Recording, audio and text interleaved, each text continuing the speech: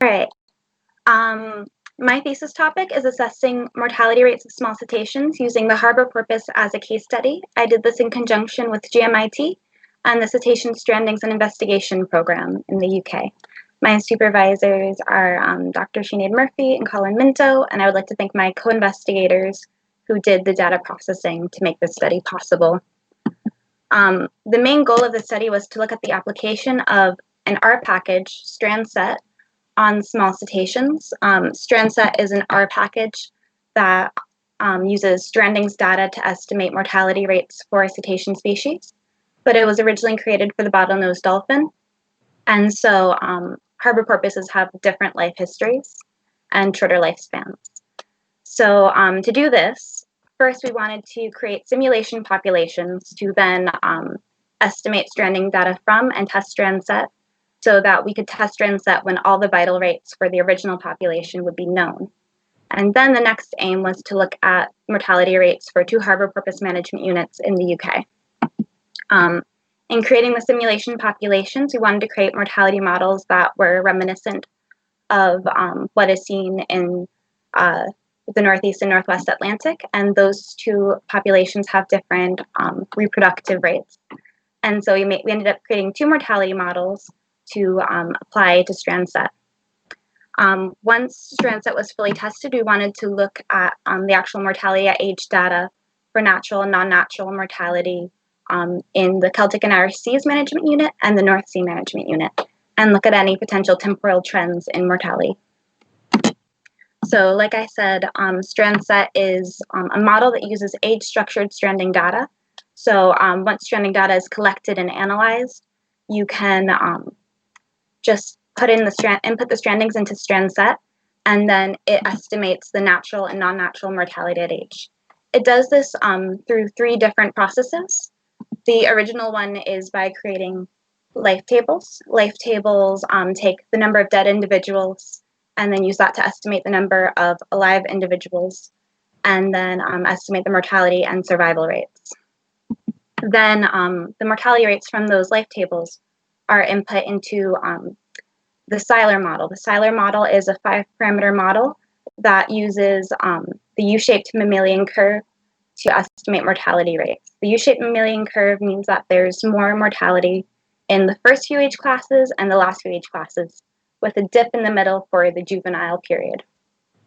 This has been used in mammals, marine mammals, cetaceans, etc.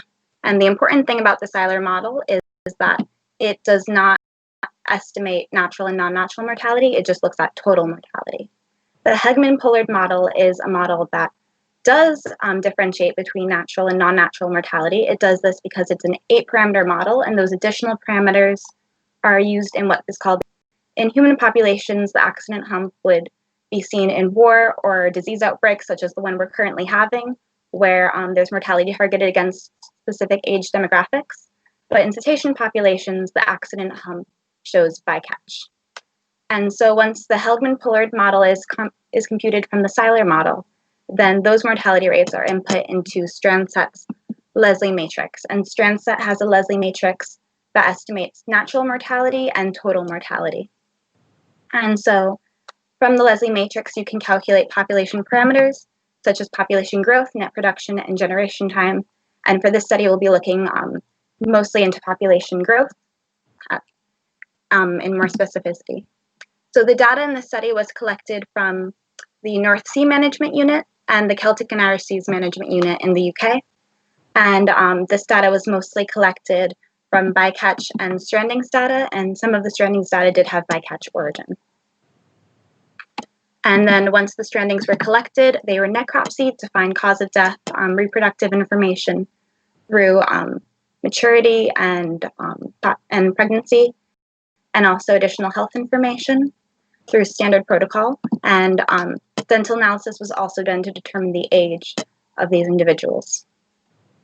So these factors all helped us estimate mortality rates for the simulation population. We combined the 2 management units to look at the overall mortality rates, and that's what you can see here.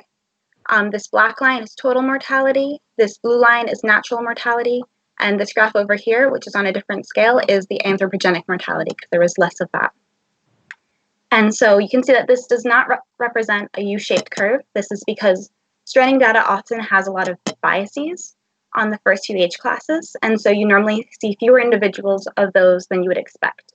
For our simulation population, we wanted to use this data with the stranding biases included and see if strandCet was able to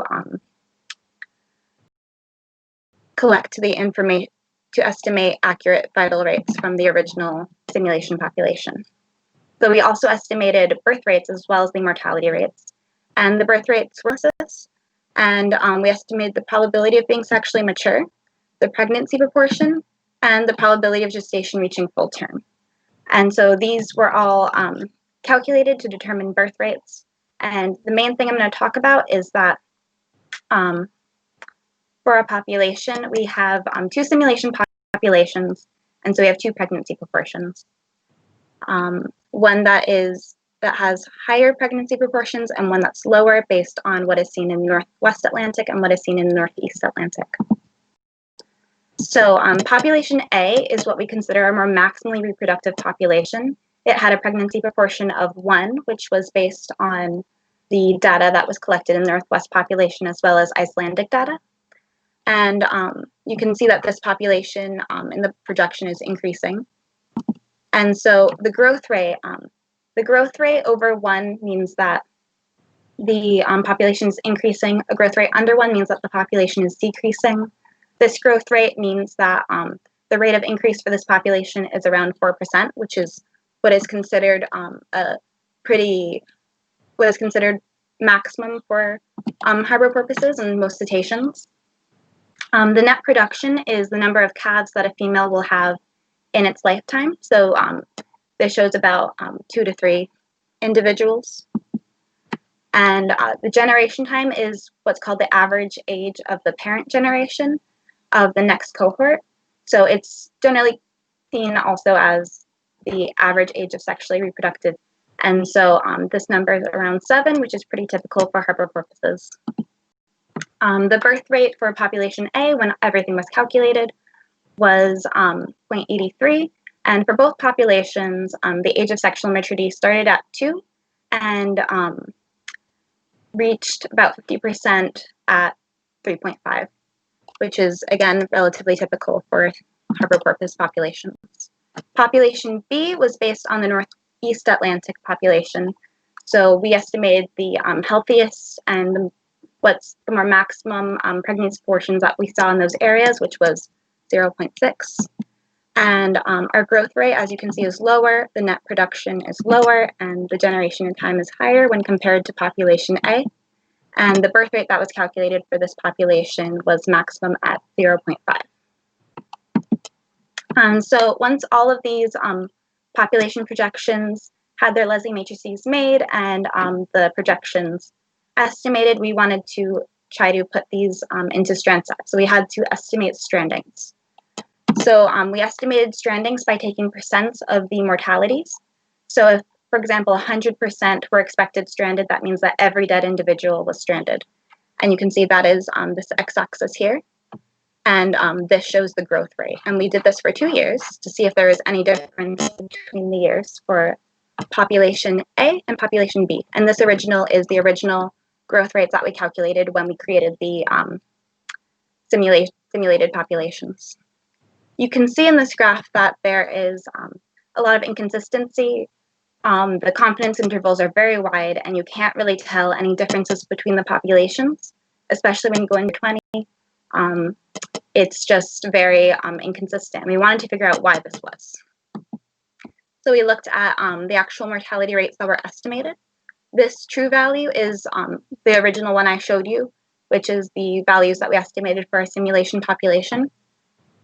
This blue line is the original life table strandCet calculated. This gold line is the Heligman-Pollard curve, and this purple line is the Seiler curve. There's very little difference in the first 5 years, but in the last 5 years, there's a big difference. So we wanted to see if maybe that was why these results were happening.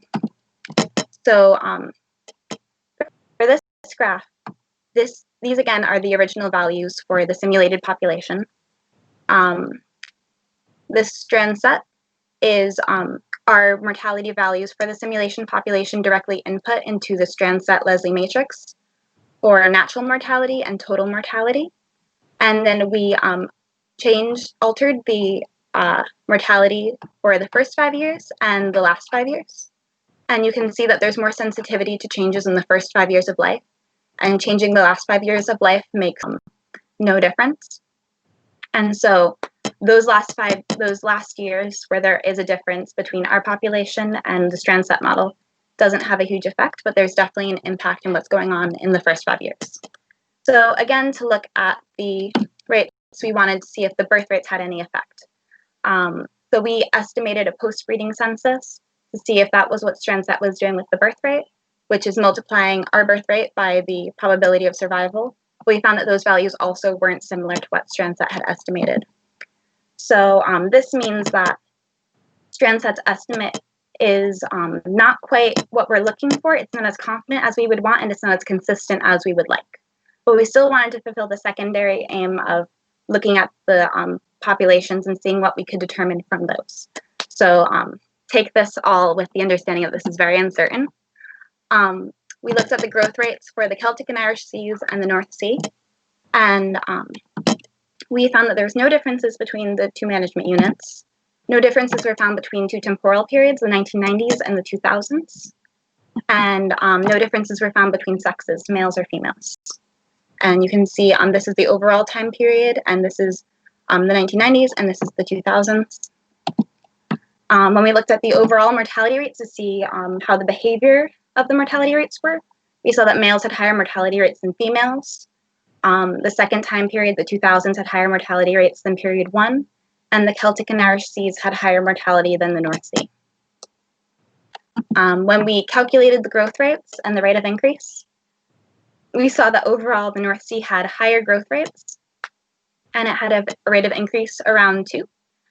And the Celtic and Irish Seas had overall lower growth rates, and in many estimations of the Celtic and Irish Seas, the growth was decreasing, and the highest rate of increase we had was 0.7%. It had higher average mortality, and this is actually pretty interesting because originally when we had started the analysis, the North Sea had higher disease, and the Celtic and Irish Seas had a higher estimation of bycatch. So I assumed that that this would be reversed and the North Seas would be shown as a healthier population. But since disease actually does affect the later years, and bycatch tends to affect earlier age classes, it does make sense that these results would be shown based on the profiles of the data. 2 minutes. When we looked at previous work in NAMCO, and they did population dynamics models for the Celtic and Irish Seas and the North Sea, and they saw that the Celtic and Irish Seas were decreasing and that the North Sea was maybe stable. And bycatch risk assessments and removal of its algorithms on bycatch show that the Celtic and Irish Seas probably has higher bycatch rates than the North Sea, which is also similar to what we saw in our data set. However, these results also have huge uncertainty, and for what we really want to do, we want to find ways to decrease that uncertainty so that we can better management and monitoring of these populations. So thank you so much. I'd like to thank everyone involved, especially IMBRSea and the collaborators for this project, and my supervisors, and I'm open to questions.